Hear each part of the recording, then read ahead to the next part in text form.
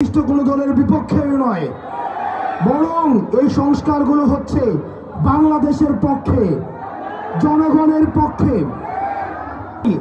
আমাদের পরবর্তী বাংলাদেশ কোনো নেতা নির্ভর হবে না, পরবর্তী বাংলাদেশ হবে নীতি নির্ভর একটা বাংলাদেশ।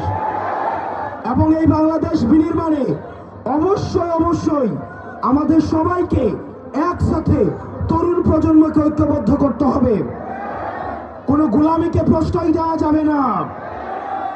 নেতা ভুল করতে পারে না, এই কথা সঠিক নয়। নেতা ভুলের ঊর্ধ্বে নয়, দল ভুলের ঊর্ধ্বে নয়।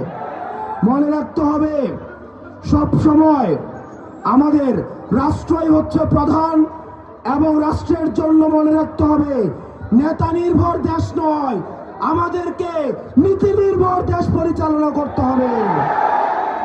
সেজন্য আমাদের সবাইকে, পুলিশের ভাইরা রয়েছেন এখানে, ডাক্তার, ইঞ্জিনিয়ার, এখানে বিভিন্ন শ্রেণী পেশার মানুষ রয়েছেন, যুব শক্তির, কৃষক, তরুণ প্রজন্মের মানুষ রয়েছেন, আলেম ওলামা রয়েছেন, শ্রমিক রয়েছেন, নারী রয়েছেন, ড্রাইভার মহল রয়েছেন। আমাদেরকে সবাইকে একটা নীতিভিত্তিক রাষ্ট্র আমাদের দেশের জন্য, পরবর্তী প্রজন্মের জন্য আমাদের গড়ে তুলতে হবে। আমরা জুলাই ঘোষণাপত্রকে আমরা আদায় করে ছাড়ব। সবাই একসাথে 3 আগস্টে আবার আমরা স্লোগান ধরব, ইনকিলাব ইনকিলাব, মুজিববাদ মুজিববাদ, আপোষ না সংগ্রাম, দালালি না রাজপথ। সারা বাংলাদেশে কোন রাজনৈতিক দল আছে?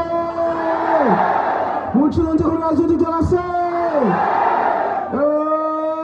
সেই দল আরো জোরে এলচেবে হাতের তালি মুখে বলি।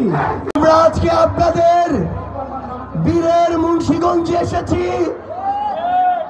আমাদের চরের সাহসী সন্তানদের মুন্সিগঞ্জে এসে উপস্থিত হয়েছি। সংগ্রামী সহযোদ্ধারা, আমাদের এই বাংলাদেশ পরিপূর্ণ ফ্যাসিবাদ মুক্ত তো হয়নি, বরং ফ্যাসিস্টদের দোসর মুক্ত স্বাধীন বাংলাদেশ হতে এখনো অনেক পথ বাকি। আমাদের ঐক্যবদ্ধভাবে সেই পথ পাড়ি দিতে হবে।